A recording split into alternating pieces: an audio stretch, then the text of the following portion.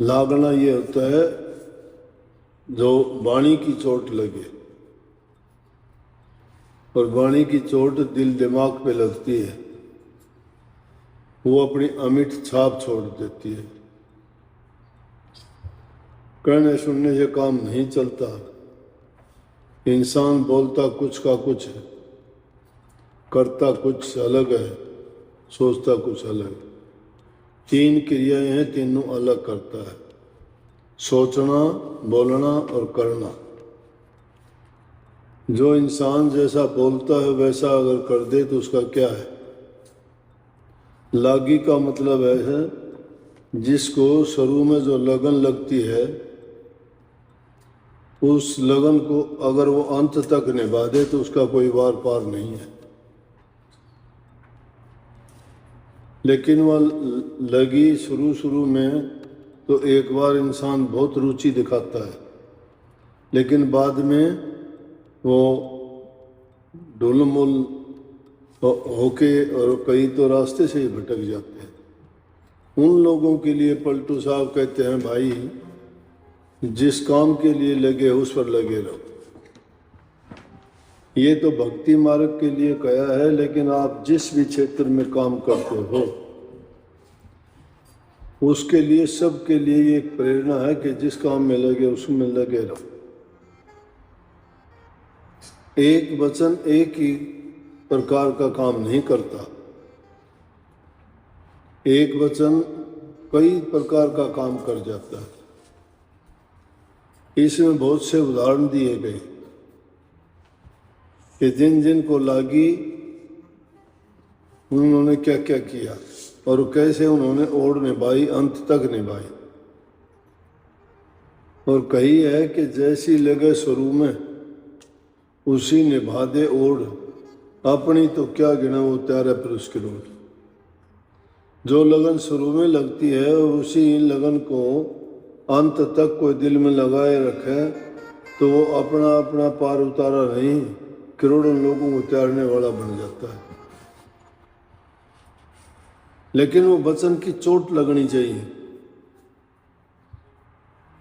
शब्द की चोट जिससे लागी, शब्द बुरा अगर लगता है तो हम कभी नहीं बोलते। तुम्हें कोई गाली दे दे पूरी जिंदगी नहीं बोलते, लगी चोट। लेकिन कभी लगन ऐसी क्यों नहीं लगती प्रभु के नाम की? उसको इतना जल्दी क्यों भूल जाते हैं? सब चीजों को याद रखते हो, उसको भुला दो। खाना नहीं बोलते, पीना नहीं बोलते, सोना नहीं बोलते, और जो जरूरत के काम है शरीर के, सभी कामों के लिए बड़ी होशियारी, बड़ी चतुराई, बड़े तत्परता दिखाते हो। लेकिन प्रभु के नाम के लिए तो एकदम तुम जैसे मूर्छित हो गए। अच्छा ही नहीं लगता, जैसे विरोध हो गया उसके साथ। और उसका मैंने कारण बताया कि वो नीरस है, रस नजर नहीं आता। लेकिन शुरू में अगर देखोगे तो रस तो, नारियल को देखोगे उसका रस तो बहुत अंदर मिलेगा। पहले तो उसका छिलका पाटना पड़ेगा, फिर बहुत सख्त कवचों से वो तोड़ना पड़ेगा, फिर कहीं जाके उससे पानी उसके अंदर छिपा हुआ तब मिले। इसी प्रकार से भक्ति रूपी दौलत भी या उस परमात्मा के दर्शन भी बड़े कठिनता से, बड़ी मेहनत के साथ मिलेंगे। लेकिन कोई बीच में ही छोड़ के भाग जाए उसको क्या मिलेगा? एक आदमी जमीन में पानी प्राप्त करना चाहता था, उसकी करी कराई मेहनत बेकार चली जाती है जो बीच में छोड़ देता है। किसी ने कहा कि यहाँ पर तुझे पानी मिल जाएगा, जमीन की खुदाई कर, यहाँ पानी 50 फुट पर है। जब उसने 40 फुट खोद लिया, बोला कि मैं तेरे को पानी 40 फुट में बता दूं तो यहाँ 50 में क्या करेगा?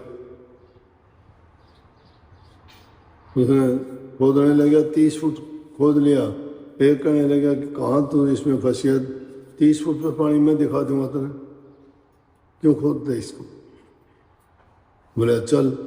उसको खोदने लगा, तीसरा आदमी बोला 20 फुट पर मैं बता दूं, क्यों बेकार में वो करता है? उनके कहने के मुताबिक वो एक जगह दूसरे जगह बदलता रहा, वो 50 फुट से भी ज़्यादा खोद लिया उसने और अंत में पानी भी नहीं मिला। तो नासमझी के कारण मेहनत भी इंसान की बेकार चली जाती है। शब्द भी जब चोट लग जाए, किसको चोट लगी? इनमें तो इतनी चोट बताई, किसी जमाने की बात है, एक नट अपनी कलाबाजियां दिखाया करता, तो ऐसा टाइम आया कि कुछ दिन से उसका कोई धंधा नहीं चला, उसका तो काम रोजी रोजगार वो ही था, खेल दिखाता लोगों को और अपना पेट पालता था, परिवार का अपना। काम नहीं मिला काफ़ी दिन तक।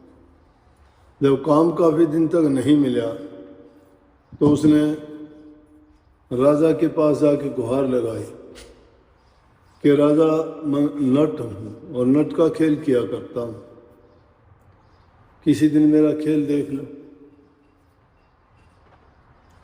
राजा कह दिया हाँ देखेंगे। वो इस इंतजार में बाहर बैठा रहा महल के, पूछा ही नहीं। राजा को याद नहीं आया, वो बार बार कैसे जाए अंदर। फिर एक दिन एक मंत्री से कहने लगा, वो कहने लगा अरे यहाँ कैसे बैठा है तुम? कहने लगा जी राजा ने खेल देखने की कही थी, लेकिन काफ़ी दिन हो गया, अब शायद भूल गए वो, या अनुरा मैं याद दिलाऊंगा। मंत्री कहा, बोला जी नट बैठा है, आपने उसका खेल देखने? हाँ खेल देखने के लिए बोला था। बोला भाई याद आई, आज शाम को देखेंगे। शाम को राजा ने बुला लिया कि चल भाई आज देखा। नट और नटनी थे।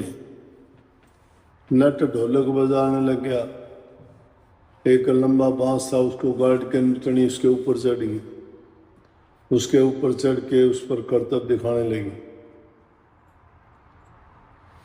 सब लोग वहाँ बैठे देखते रहे। आधी रात से भी ज़्यादा टाइम हो गया, किसी ने भी कुछ नहीं दिया। कुछ नहीं दिया तो ये तो ऐसे होते हैं, इनको गाते बजाते कुछ मिलता रहे तो उनके हौसला होता है कि भाई अब इतना आया तो कोई और भी भगवान तुम्हें कुछ ना कुछ देगा तुम्हारा खेल देख के। कुछ नहीं किसी ने दिया, क्यों सब अमीर लोग वहाँ। भूखे की कदर तो भूखा इंसान जान सकता है, गरीब की हालत गरीब जानता है, अमीर को थोड़ा पता है। किसी ने जब कुछ भी नहीं दिया तो ढोलक पर जो थाप लगाता था वो सारी की सारी थाप अच्छी तरह नहीं लगती। ढोलक बजाना भूल गया, वो आड़ा टेढ़ा मारने लग गया हाथ। अब जो नटनी बांस के ऊपर होती है वो तो ढोलक के सहारे करती है। गाने वाले साजबाज पर जैसे गाते हैं, साजबाज अगर बिगड़ जाए गाने वाला का भी काम बिगड़ जाता है, तो वो ऊपर से बोलती है नटनी। बोला गहनी गई थोड़ी यारी और वो भी बीती जा, नटनी कहे माल दे ताल में भंग ना पा। कि घनी गई थोड़ी आ रही है वो भी बीती जा, कि रात बहुत सी बीत चुकी है थोड़ी सी और रही है। दिन निकले तो अपना पीछा छुटाएगा, लेकिन तू जो अपना काम से ढोलक बजाने में ताल में भंग ना गिरे, तू इसको अच्छी तरह बजाता रहे। यह बात सुनी तो वहाँ एक महात्मा बैठा हुआ था। सर्दी का मौसम था, उसके पास कुछ नहीं, कम्बल था। खड़ा हुआ जाके कम्बल पकड़ा दिया नट को। ये सबने देखा महात्मा के पास कुछ नहीं, नंगा बदन एक कम्बल था वो दे दिया। थोड़ी देर के बाद में राजा का लड़का खड़ा हुआ, जाके अपने गले में से हीरे जवाहरात का हार बहुत सुंदर और जाके उसको पकड़ा दिया। राजा ने देखा बेवकूफ है, क्या खूबी नजर आई। थोड़ी देर के बाद में वजीर की लड़की थी, उसने अपने गले से हार निकाल के दिया।